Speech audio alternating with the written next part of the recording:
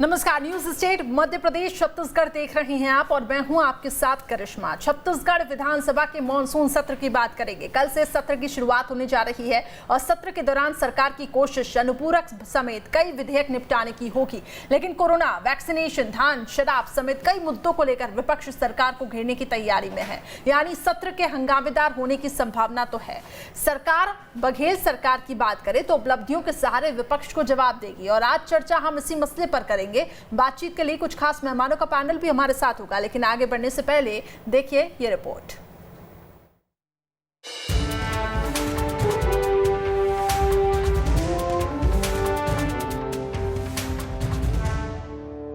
छब्बीस जुलाई यानी सोमवार से छत्तीसगढ़ की 5वीं विधानसभा का 11वां सत्र शुरू होने जा रहा है। सत्र का संचालन कोरोना संक्रमण को लेकर जारी गाइडलाइन का पालन करते हुए किया जाएगा। 26 से 30 जुलाई के बीच मॉनसून सत्र है। सत्र के दौरान कुल 5 बैठकें होंगी। कोरोना की वजह से सत्र को छोटा रखा गया है। सत्र के दौरान सरकार अनुपूरक बजट लाएगी। कुछ विधेयक को भी सदन में पेश किया जाएगा। 27 जून से विधायक सवाल लगा सकते हैं। सत्र को लेकर सीएम निवास कार्यालय में कांग्रेस विधायक दल की बैठक भी हुई। वहीं बीजेपी विधायक दल की बैठक सोमवार को नेता प्रतिपक्ष धर्मलाल कौशिक के निवास पर होगी।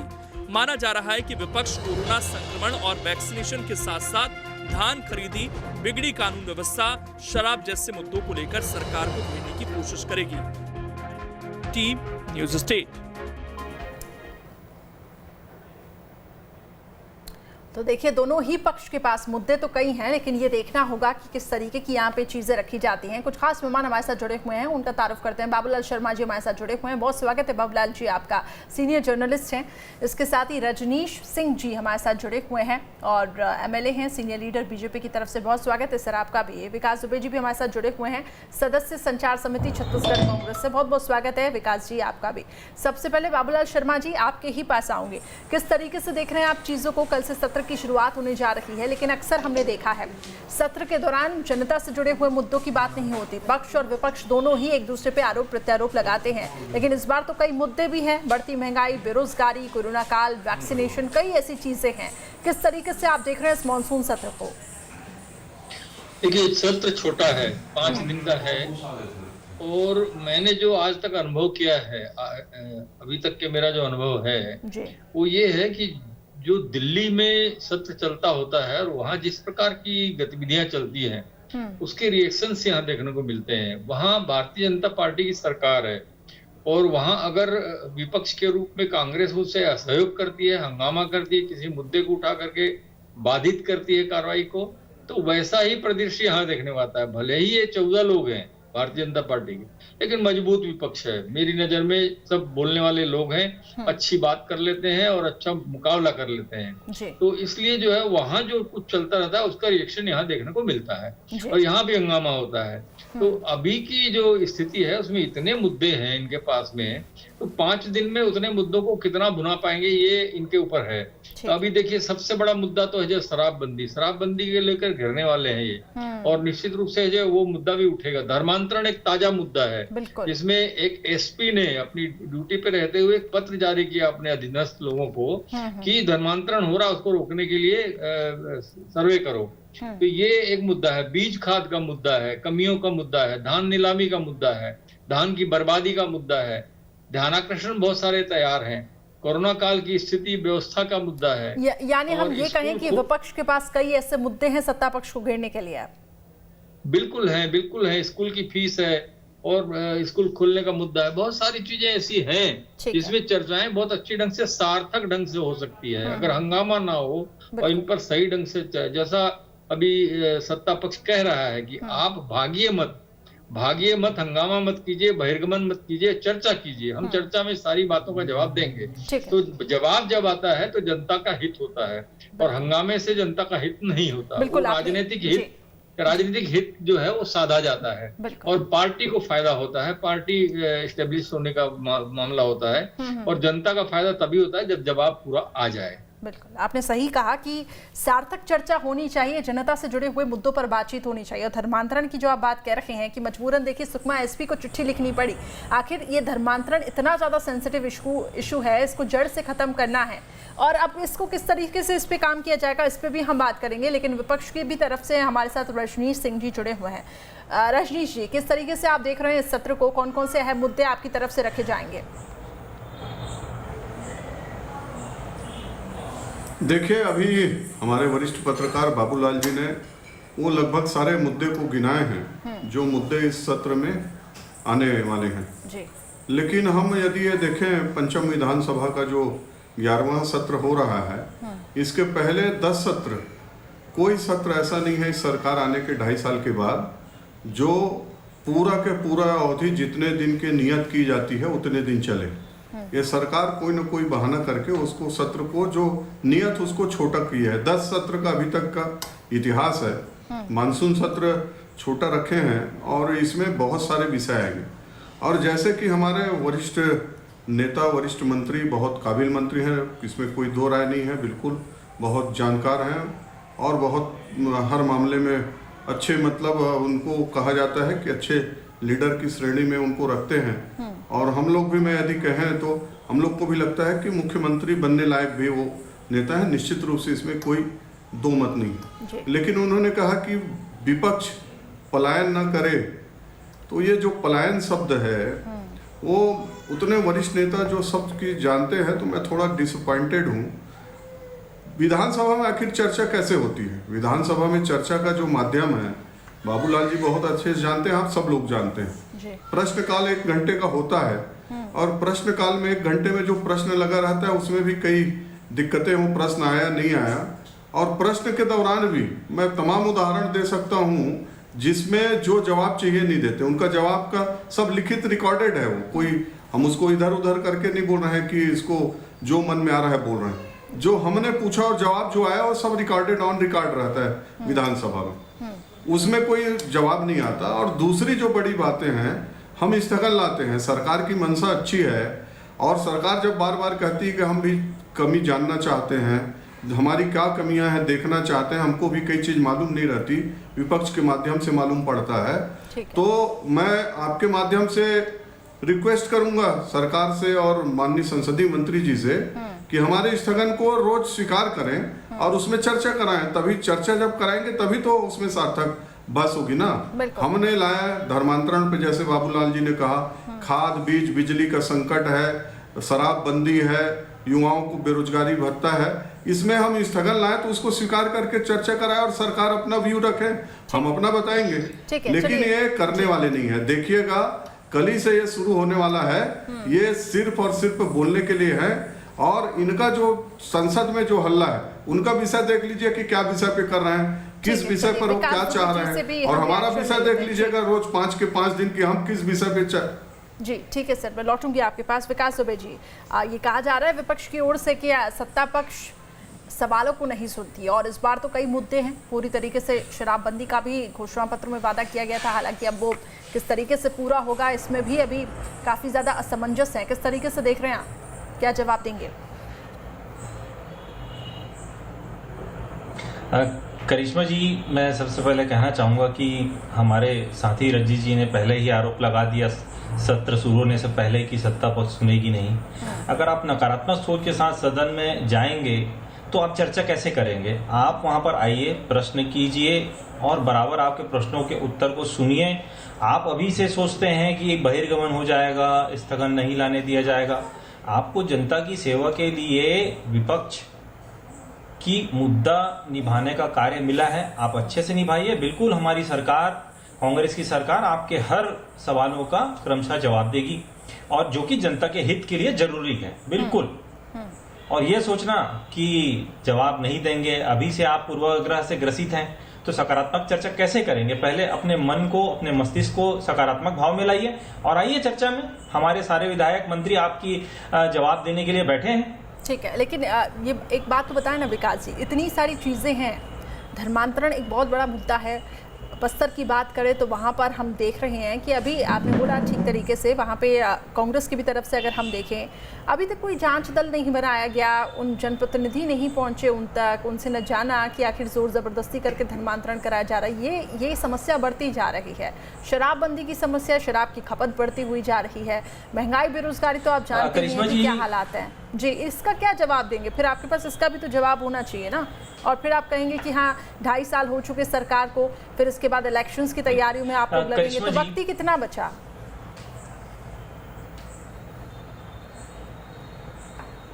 करिश्मा जी, मैं इन बातों का क्रमशः जवाब देता हूं आपको। सबसे पहली बात, धर्मांतरण का मुद्दा आज का नहीं है।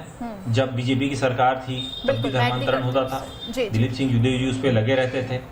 किंतु इस मुद्दे को कांग्रेस के द्वारा लाया गया, जन्म दिया गया, यह कहना गलत है। दूसरा, शराब की बिक्री बहुत ज्यादा हो गई। मैं आपको जवाब देना चाहता हूं कि शराब की बिक्री तो बीजेपी के समय में रिकॉर्ड तौर पर पहुंच चुकी थी। आपको यह आंकड़ा देखने से समझ में आ जाएगा। और हमारी सरकार तो शराबबंदी की ओर लगातार कदम बढ़ा रही है, दुकानों की संख्या कम हो रही है, बल्कि बीजेपी के शासनकाल से शराब की बिक्री कम हुई है। दुकानों की संख्या कम हर जरूर मुद्दे हो पे रही है, लेकिन शराब की जवाब खपत देने बढ़ के रही लिए है। तैयार है। और रही बात 2.5 साल हो गई सरकार के, जी देखिए 2.5 साल हो गए सरकार को। 2.5 साल में आप देख रहे हैं कि लगभग 1 वर्ष से ऊपर हो चुका है। कोरोना हावी है। अभी जान बचाना, वैक्सीनेशन, उसकी आने वाले आपातकाल की तैयारी प्रायोरिटी है। अभी मानव जीवन को बचाना प्रायोरिटी है। उसके साथ साथ भी हमारे मुख्यमंत्री आदरणीय भूपेश बघेल जी सभी कार्यों को, लगभग समानांतर विकास कार्यों को चलाने का प्रयास कर रहे हैं। ठीक है बाबूलाल शर्मा जी, आपने सुना दोनों ही पार्टियों की तरफ से क्या कुछ पक्ष यहाँ पे रखे गए हैं, लेकिन क्या लगता है आपको, इतने सारे मुद्दे हैं और इस तरीके से अगर सार्थक चर्चा की हम उम्मीद तो कर रहे हैं, लेकिन आपको क्या लगता है ये सार्थक चर्चा हो पाएगी? और अगर होती है तो फिर अब 2.5 साल ही सरकार को बचे हैं, इतनी सारे मुद्दे हैं, इतनी सारी प्रायोरिटी है, तो बहुत अभी काम करने की ज़रूरत है। देखिए, अपनी अपनी राजनीति के अपने अपने दांव होते हैं। सदन में वो दांव आपको बहुत सारे समय में देखने को मिलेंगे। और जैसे मुद्दे बनाए जाए, जैसे शिवरतन जी शर्मा जैसे जो लोग हैं, बृजमोहन अग्रवाल जैसे जो लोग हैं, ये लोग बातों में से मुद्दा बना लेते हैं। एक बड़ी करिश्मा की बात वो लोग कर देते हैं। अगर बातें होती रहती उसी में से एक मुद्दा निकाल लेते हैं और हंगामे का माहौल बन जाता है। ये हमने हमेशा वहां देखा है। अभी विषय तो और भी है, ये तो मैंने आपको 4-5 विषय बताया। मैंने एक गंभीर विषय आपको मैं बताता हूँ, जो अभी कुछ दिनों पहले जो है ये चर्च बनने वाली बात पर आई। शिवरतन शर्मा जी ने एक बड़ा आरोप लगाया, गंभीर आरोप इस सरकार पे लगाया है। इसका जवाब जो है सदन में मांगा जाएगा। मुझे ऐसा लगता है कि सामुदायिक भवनों के लिए स्वीकृत राशि के से उससे चर्च बना लिया गया, जगह जगह बना लिया गया। और चुनौती उन्होंने दी एक डिबेट में कांग्रेस को कि मैं चुनौती देता हूँ, मेरे साथ चलिए, मैं आपको दिखाऊंगा कि सामुदायिक भवन के इसे उन्होंने कहा प्रमाण दीजिए, तो मैं चुनौती देता हूँ। उन्होंने चुनौती दी तो निश्चित रूप से ये विषय भी आएगा। दूसरा, आदिवासियों का जो अभी कल की घटना है, आदिवासियों को बातचीत करने के लिए बुलाया गया सीएम हाउस में और वहाँ 2 घंटे उनको बैठाया गया सर्व आदिवासी समाज को, तो वो लोग नारे लगाते हुए नाराज होकर वापस निकले। भारतीय जनता पार्टी ने उसको भी मुद्दा बना लिया है। ये बहुत महत्वपूर्ण विषय हो गया है। और बिजली तो पहले से है, बहुत सारे शिक्षकों की भर्ती वाला मामला भी है।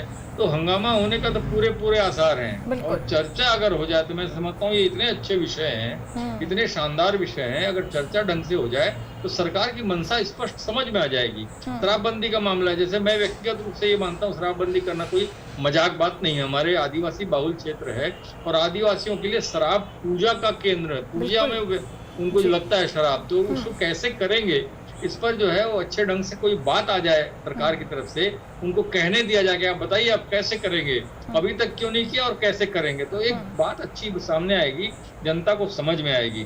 देखिए, सत्ता में कमियां तो होती है, चाहे भारतीय जनता पार्टी की सरकार हो चाहे कांग्रेस की सरकार हो।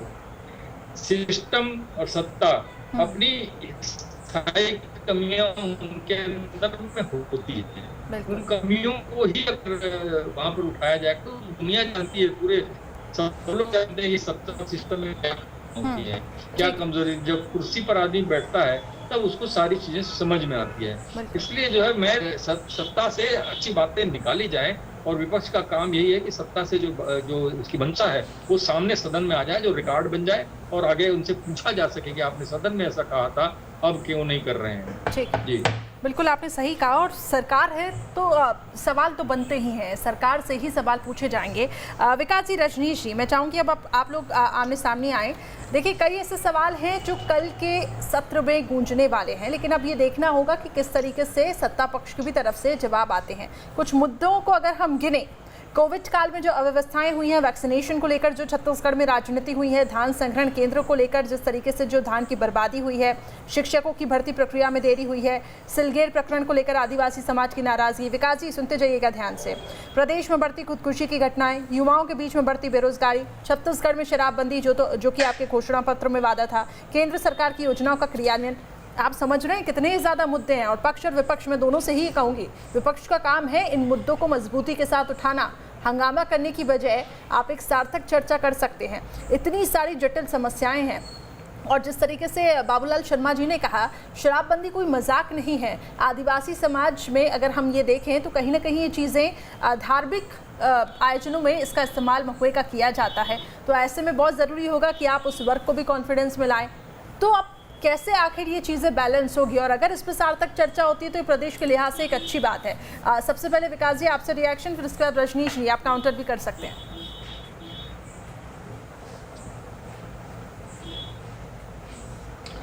करिश्मा जी, बाबूलाल शर्मा जी ने बहुत ही अच्छी बात कही और निष्पक्ष बात कही। हर मुद्दों पर बिल्कुल चर्चा होनी चाहिए और उसका निचोड़ आना चाहिए, जनता को पता चलना चाहिए कि सरकार आगे क्या कदम उठाएगी। सबसे पहले मैं कहना जो बेरोजगारी तो करिश्मा जी आप जानती हैं कि पूरे भारत की सबसे बड़ी समस्या है। फिर भी हमारी सरकार ने, भूपेश बघेल जी की सरकार ने बहुत सारे प्रयास किए हैं जिसके परिणाम आना चालू हो गए, लोगों को रोजगार मिल रहा है। दूसरा, महंगाई तो पूरे देश का मुद्दा है। आज पूरे देश में आप भी जानती हैं कि रसोई की क्या हालत है। शराबबंदी के लिए हमारी सरकार ने अपने एजेंडे को प्रायोरिटी पे रख के किसानों का कर्जा माफ किया। शराबबंदी की ओर लगभग 150 दुकानें लगभग बंद हो गई हैं, और शराबबंदी कैसे की जाए, उसको बंद करने पे क्या परिणाम होंगे, आदिवासियों के लिए क्या व्यवस्था होगी, पूजा के लिए जो इनका उपयोग करते हैं, इस प्रकार की कई अध्ययन की आवश्यकता है। तभी इस पर धीरे धीरे कदम बढ़ाया जा सकता है, ताकि इसके दुष्परिणाम ना है और लोग दूसरे नशे की ओर आकर्षित ना हो। उसका एक ड्राफ्ट तैयार करके सामने प्रेजेंट करिए ना। बिल्कुल, तो पूछ ही रहा है आपकी क्या प्लानिंग है, कुछ तैयारियों का जवाब दीजिए आप जी।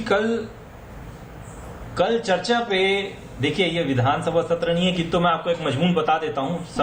शराबबंदी को लेकर बहुत ही शानदार तैयारी की गई है, और उसका विवरण, उसके बारे में जवाब हमारे आबकारी मंत्री लखमा जी जरूर देंगे। कल आप देख सकते हैं, जब भी उनसे प्रश्न किया जाएगा तो जनता के सामने उसका जवाब बिल्कुल हाजिर होगा। मुद्दे हैं, सत्ता पक्ष के पास जवाब होगा, सत्ता पक्ष के पास जवाब। कांग्रेस की सरकार जी बिल्कुल काम कर रहे हैं, तो आलोचना तो होगी ही, और आलोचना होगी तो जवाब देंगे ही, और सुधार भी करेंगे अगर कमी होगी तो। बिल्कुल हमारी सरकार उसके लिए बिल्कुल तैयार है। जनता की सेवा के लिए हर काम करने के लिए हमारी सरकार तैयार है। जी रजनीश जी, कांग्रेस सरकार तैयार है, आप सवाल दागिए, कल देखिएगा पूरी तैयारी के साथ कांग्रेस सरकार हर एक चीज, हर एक मुद्दे पर जवाब देगी। क्या कहेंगे? वो जवाब देते आ रहे हैं करिश्मा जी, जो जवाब देते आ रहे हैं 2.5 साल से वही जवाब देंगे। हमारे मित्र भी बता रहे हैं कि किया जा रहा है, दिया जा रहा है, दिया जाएगा, किया जाएगा, यही शब्द है। शराबबंदी के मामले पर अभी हमारे प्रवक्ता भाई ने कहा है कि कल जवाब देंगे, देखते हैं कि क्या जवाब आता है। उनका जवाब तो आ रहा है कि अभी हम बताएंगे, अभी अध्ययन चल रहा है, अध्ययन दल बताएगी, रिपोर्ट करेगी। क्या है करिश्मा जी, कुल मिला के जब इनको 15 साल में जब ये सत्ता से बाहर रहे, तो सत्ता के छटपटाहट में इन्होंने अपने घोषणा पत्र को ऐसा बनाया जिसको ये पूरा कर ही नहीं सकते, और ये सब उन लोग भी जानते हैं और बोलने लगे। आप द रिकॉर्ड बाहर में स्टूडियो बाहर किसानों को कर्जा माफ किसने किया? बीजेपी ने। लेकिन वो सत्ता पाने के इसमें कुछ नहीं किया हो, कुछ नहीं किया हो। मैं बता रहा हूँ, यदि भारतीय जनता पार्टी ने 5 साल के स्थान पर 3 साल बोनस दिया, और आप बोलते हो कि भारतीय जनता पार्टी ने बोनस नहीं दिया, तो आप किसानों का कर्जा माफ नहीं किए हो। 15 ये साल परिभाषा आपके ऊपर भी लागू होती है। छोटा कोई किसान नहीं, बड़ा किसान नहीं, कोई कर्जा कुछ नहीं भूला हूं, सुन लो और उसके बाद तथ्य के साथ बात दो। 150 दुकान बोल रहे हैं, अब इनको क्या जवाब देंगे? ये तो बोल देंगे कि छत्तीसगढ़ में दारूबंदी है। अरे सुन तो लो, मैंने आपको नहीं टोका ना। जुमला अरे बोलते जो हैं, पार्टी को क्या छोड़ो, उम्मीद करेंगे? 150 दुकान बोल रहे क्या हैं, सुने आपकी अब बात? इनको क्या जवाब दोगे? ये तो बोल देगा कि छत्तीसगढ़, अच्छा आपका सुनूं मैं, 150 शराब दुकान बंद हो गई है। आप मुझे ये बताइए, बीजेपी जो अपने एजेंडे को अरे 10 ठो बताओ तो मजाक समझ लेते हैं, जुमला समझते हैं, उनसे क्या बात करें? आप 15 साल का कार्यकाल देख लीजिए अपना। अच्छा, किसानों को मजाक बना लिया आप लोग। क्या तो किस विषय बात करना है? किस विषय बात करना है? हित में कुछ नहीं किया, उद्योग के हित में कुछ नहीं किया। में आओ आप एजेंडे की बात करेंगे तो अपना एजेंडा उठा के याद कीजिएगा। हम तो बहुत कुछ पूरा कर चुके हैं और कर रहे हैं। आपने क्या किया था इसका आकलन कीजिए। क्या किसी प्रकार चर्चा विधानसभा में कीजिए, आपको पूरा जवाब मिलेगा। अरे क्या बताओ? किसानों का कर्जा माफ हुआ 11,000 करोड़, आपको पता है? कल समर्थन मूल्य किसानों को कांग्रेस की सरकार दे रही है, मजाक नहीं की है। ठीक है, ठीक है। विकास शराबबंदी के नाम पर आप लोगों ने नहीं दे रही है, वो लाठी लेकर चलवाया। तो आप लोगों ने किया क्या है सिवाय मजाक के? हम लोगों ने नहीं कहा है, आज आप एजेंडे का मतलब रजनीश जी, 15 साल आपकी भी सरकार रही, आपने किस रणनीति के तहत यहाँ पे काम किया? नक्सलवाद भी एक बहुत बड़ी समस्या है। कोई काम करेंगे नहीं। रजनीश जी, मेरा सवाल तो सुनिए। ये कोई काम नहीं करने वाले हैं और 2.5 साल रहे, इसी मुगालते में रहे। केंद्र 15 साल बोलते रहे। ठीक है, चलिए, आरोप प्रत्यारोप का दौर चलेगा। बाबूलाल शर्मा जी, आपसे मैं रिएक्शन ले लेती हूँ। 15 साल तो बीजेपी की भी सरकार रही ना, क्या लगता है आपको जिस रणनीति के साथ बीजेपी ने काम किया, कोशिश की जानी चाहिए थी? अब तक तो बहुत सारी ऐसी समस्याएं थी जिसको सुलझाने के लिए एक रोड मैप तैयार कर लेना चाहिए था, ताकि जो सरकार आगे आने वाली है वो उसको आगे लेकर बढ़ाए। यहाँ पे तो ये आरोप प्रत्यारोप चल रहे हैं और इसी से हम अंदाजा लगा सकते हैं कि कल का सत्र कैसे रहने वाला है। देखिए, कोई ये तो नहीं कह सकता कि 15 साल काम हुआ ही नहीं। डॉक्टर रमन सिंह की सरकार के पहले कार्यकाल जो 2 हुए, उसमें बहुत सारे इंफ्रास्ट्रक्चर के जबरदस्त काम हुए हैं, इसको मानना पड़ेगा। सच को सच स्वीकार करना ही पड़ेगा। लेकिन हाँ, दूसरे क्षेत्र में उन्होंने बहुत ज्यादा काम नहीं किया, ये बात आप कह सकते हैं। लेकिन पीडीएस में उन्होंने काम किया, लेकिन एक लिमिट तक किया, उसके आगे अभी बढ़ाया इन्होंने। मैं दूसरी चीज कहना चाहता हूं कि सरकार का कहना है हम सारी बातों का जवाब देने के लिए पूरी तरह तैयार हैं। इसको आप एक मान लीजिए और इसके आधार पर जो है आप सारे प्रश्न करिए और जवाब ले लीजिए। लेकिन होता क्या है करिश्मा जी कि सदन में चर्चा जो होती है, दूसरे ही दिन मीडिया की सुर्खियां बनती है और इसलिए कोशिश ये होती है हर राजनीतिक दल की कि जनता के पास कल जो छप कर जाए वो ऐसा हो जिसमें हमारा पक्ष प्रबल हो, हमारे को राजनीतिक लाभ हो। इस चक्कर में जो है बात को कहां से कहां घुमा करके जो है तो ये करते हैं और नहीं होता है तो बहिर्गमन करके अपने पक्ष में लाने का प्रयास होता है, जवाब नहीं लिया जाता। इस तरह की बातें होती है और अगर सरकार के खिलाफ जाने की स्थिति दिखती है तो सत्ता पक्ष कुछ ऐसा करती है जिसमें वो चर्चा हो न पाए। यही सारे दांव पेच होते हैं, इसकी वजह से जो है वो चर्चाएं हो नहीं पाती। सरकार कहती है, रमन सिंह भी कहते थे हम पूरी तरह तैयार हैं बातचीत करने के लिए, लेकिन उस वक्त कांग्रेस जो विपक्ष में थी वो बात नहीं करने देती थी, बहिर्गमन बहुत करती थी। तो ये मैंने जो कहा ना कि सत्ता की कमियां स्थायी होती हैं और सत्ता की और सिस्टम की कमियों को दूर किया जाना बहुत कठिन है, बहुत बड़ा परिवर्तन का मामला है वो। तो जब सत्ता में कोई बैठता है तो उसके स्वर कुछ और होते हैं, जब विपक्ष में बैठता है उसके स्वर कुछ और होते हैं। बिल्कुल, आपने ये बिल्कुल सही बात कही, लेकिन अब ये देखना होगा कि कल किस तरीके से पक्ष और विपक्ष एक दूसरे को घेरता है और आगे कौन कौन से मुद्दे हैं जो सदन में गूंजेंगे और उस पर क्या जवाब यहाँ पे दिया जाता है। खैर, समय की यहाँ पे कमी है। बहुत बहुत शुक्रिया बाबूलाल शर्मा जी हमारे साथ जुड़ने के लिए, रजनीश जी और विकास जी बहुत बहुत शुक्रिया आप तीनों मेहमानों का हमारे साथ जुड़ने के लिए। तो कल से मानसून सत्र शुरू होने जा रहा है, ये देखना होगा कि किस तरीके से पक्ष और विपक्ष एक दूसरे को घेरता है और कौन कौन से अहम मुद्दे हैं जो सदन में के पटल पे रखे जाएंगे और इसके बाद इसका कुछ हल निकाला जाएगा। फिलहाल खास पेशकश में बस इतना ही।